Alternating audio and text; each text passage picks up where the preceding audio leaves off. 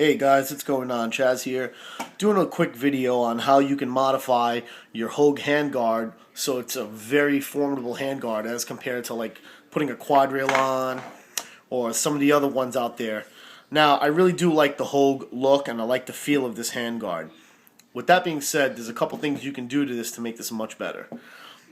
Inside the lower half of the handguard is this aluminum heat shield. Now, I've been in the automotive business for a while, and I know aluminum is a very good conductor of heat.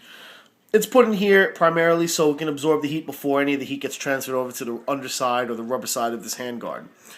And another problem that I didn't like with this is that the aluminum part sticks up all the way over here when you get it. And as you can see, I've taken a Dremel to this.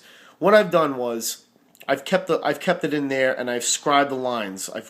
Across these open sections over here, and I just took my Dremel and I cut these sections out and popped it back in. I'd show you, but I'm holding one hand with the camera and one hand with the handguard. But if you pop this out, there are going to be some tabs right over here, some locking tabs that pop out to the side of the handguard.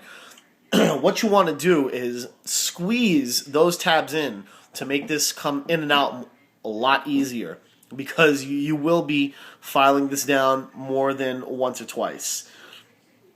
And it's a pain in the butt to pull this thing out when those tabs are sticking out as far as they are.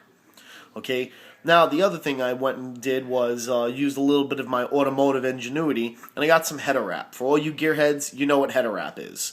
For you guys that aren't mechanically inclined and really don't too much about cars, this is what's put on an exhaust manifold. And what this does is this holds in heat, and it doesn't allow the fragile components in your engine compartment, like your wiring harness or your fuel lines, be exposed to that excessive heat from your exhaust manifold.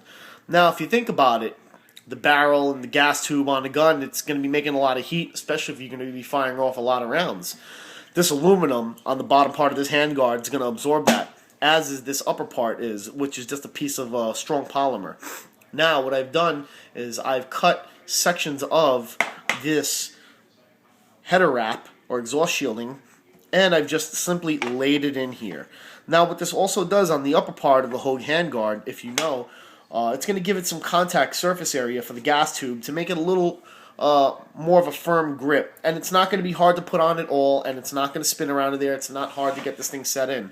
But once you do, this is going to be a very nice setup. It's going to keep your hands cool, and that's also why this is notched out. The straight up metal that protrudes past this part over here, it's not going to let any of the heat come out. You need some heat transfer when these two pieces are put together. Okay, the metal from that shroud is sticking up, but as you can see right through it now. What this is going to be doing is act like a little vent that's going to let that excessive heat from the barrel and the gas tube flow right through. It's going to allow some cool air to flow through and cool everything down. When you get this handguard, this will be an enclosed area, so that's why you want to Dremel out that metal. But anyway, guys, if you got any questions or comments, leave them down below. And until next time, later.